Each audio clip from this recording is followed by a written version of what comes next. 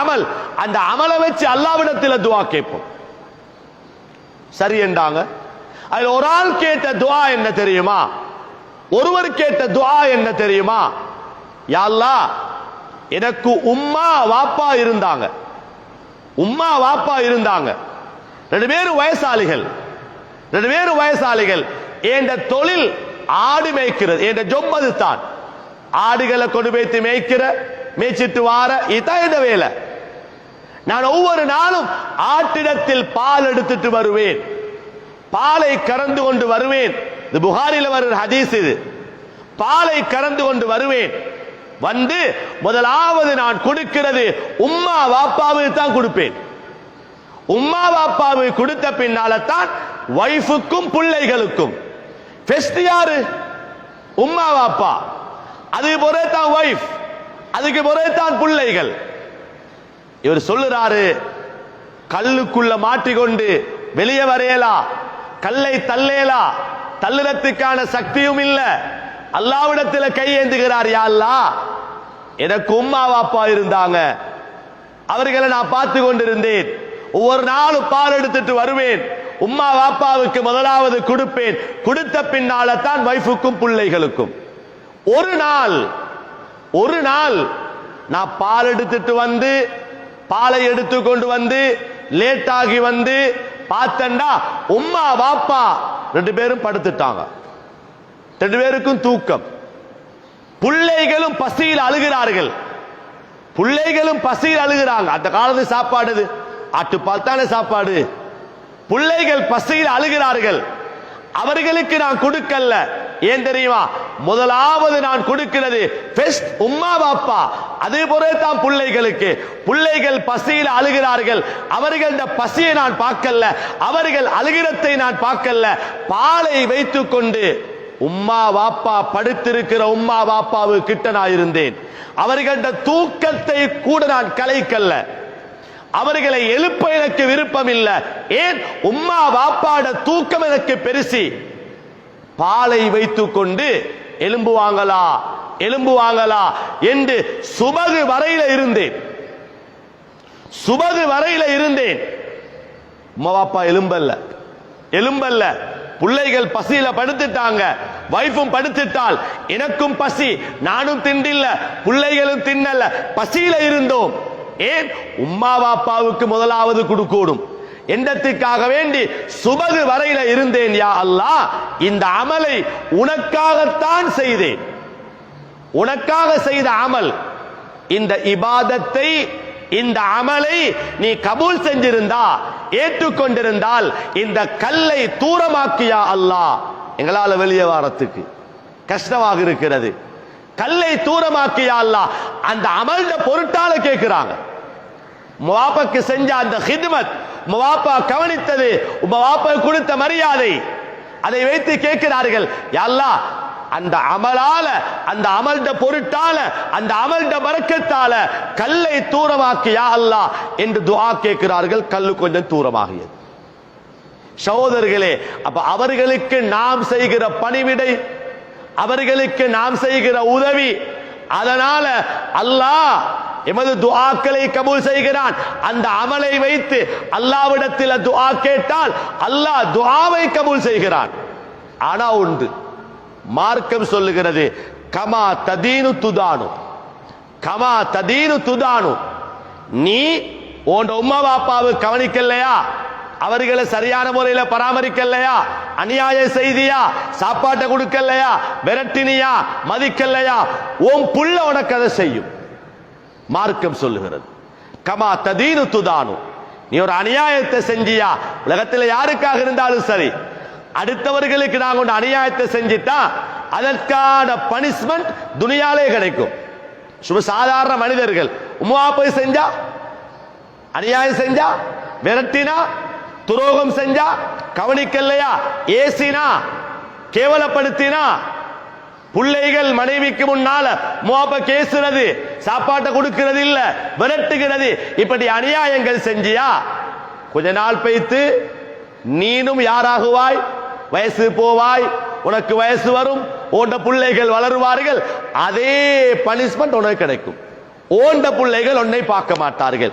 நாம் உம்மா அப்பாவை சரியான முறையில பார்த்து கவனித்து அவர்களோட தேவைகளை செஞ்சு வச்சுட்டா ஒட்டோவாக எங்கட பிள்ளைகள் எங்களை பார்க்கும்.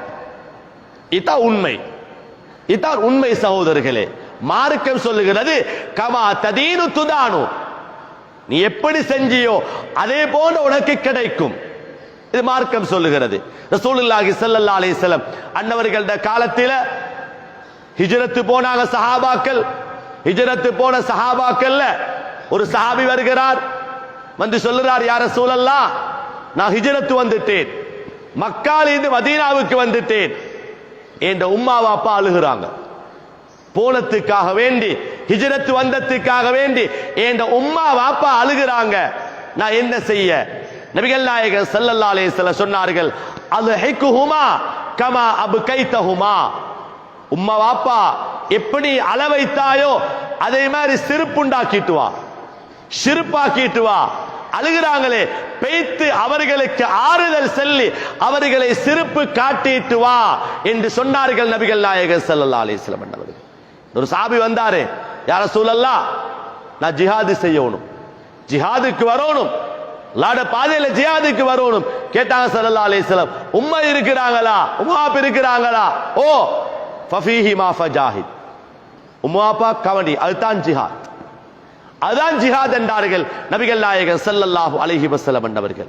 எனவே அன்பானவர்களே, அன்பான இஸ்லாமிய சகோதரர்களே, இன்று எத்தனையோ இடங்கள்ல இஸ்லாமியர்கள் பிரமதத்தவர்களுக்கு தான் குர்ஆன் தெரியாது, ஹதீஸ் தெரியாது, அவர்கள் ஒரு விதமாக வாழுகிறார்கள்.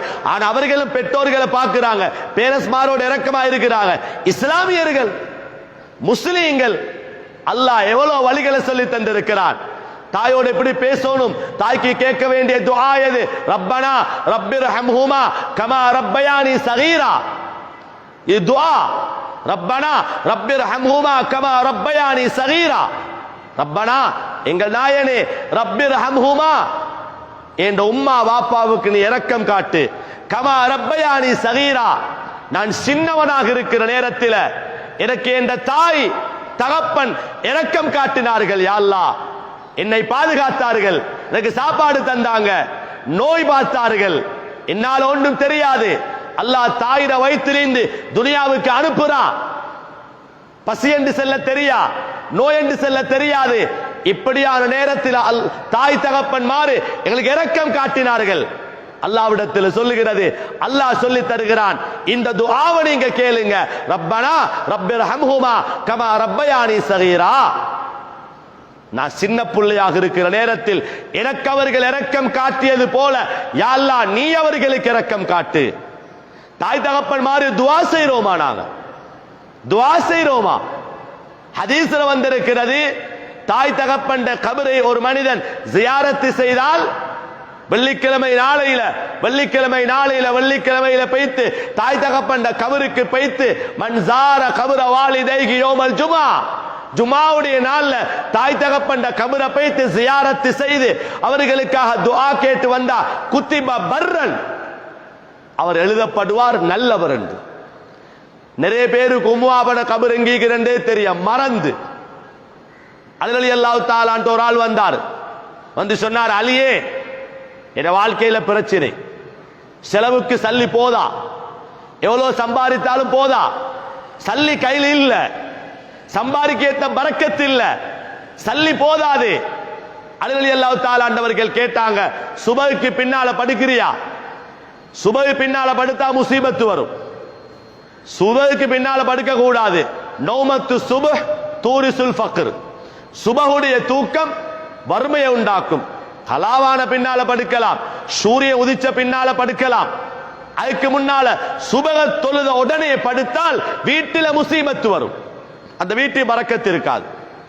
சொன்னாங்க, அப்படி நான் செய்யறது இல்லை, சுபஹு பின்னால படுக்க மாட்டேன். அப்ப கேட்டாங்க, ரோட்டில முதியவர்கள் மூத்தவர்கள் வயசாளிகள் நடந்து போற டைமில் அவர்களை பாசாகி போறியா?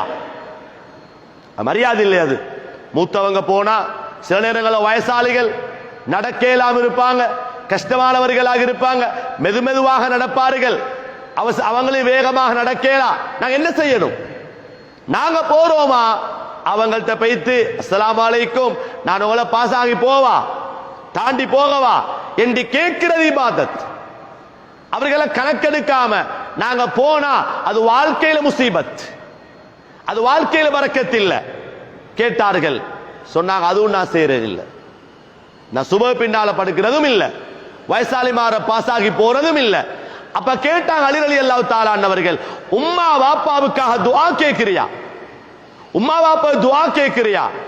சொன்னாரு அதண்டா இல்ல, வாப்பா துஆ கேட்கிறில்ல, துஆ கேட்கிறில்லையா, துஆவை கேளு வாழ்க்கையில பரக்கத்து வரும்டா அலி ரலியல்லாஹு.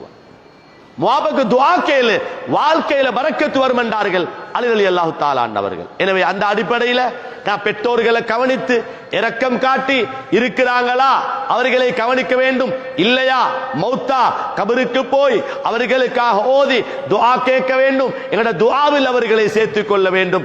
அல்லாஹு தஆலா அப்பதான் எங்கட பிள்ளைகளால எங்களுக்கு அல்லாஹ் நிம்மதியை வைப்பான் என்கிறதை விளங்கி அல்லாஹ்வுக்கு பொருத்தமானவர்களாக வாழ்ந்து வஃபாத்தாக அல்லாஹ் நம் அனைவர்களுக்கும் தௌஃபீக் செய்வானாக. யா அல்லாஹ் எங்கள் பாவங்களை நீ மன்னித்திருவாயாக, இபாதத்துக்களை நீ கபூல் செய்திருவாயாக, பெற்றோர்கள்ட பாவங்களை மன்னிப்பாயாக, அவர்களுக்கு நீ ஆகிராவிலும் துனியாவிலும் இரக்கம் காட்டுவாயாக. அவர்கள் எங்களை வளர்த்து ஆளாக்கிய அவர்களை யா அல்லாஹ் நீ சொர்க்கவாதிகளாக ஆக்கி விடுவாயாக. வஸல்லல்லாஹு அலா சய்யிதினா முஹம்மதின் வஅலா ஆலிஹி வஸஹ்பிஹி அஜ்மாயின் வல்ஹம்துலில்லாஹி ரப்பில் ஆலமீன். சுப்ஹானக அல்லாஹும்ம வபிஹம்திக அஷ்ஹது அன் லா இலாஹ இல்லா அன்த அஸ்தக்ஃபிருக வ அதூபு இலைக். ஸல்லல்லாஹு அலா முஹம்மத்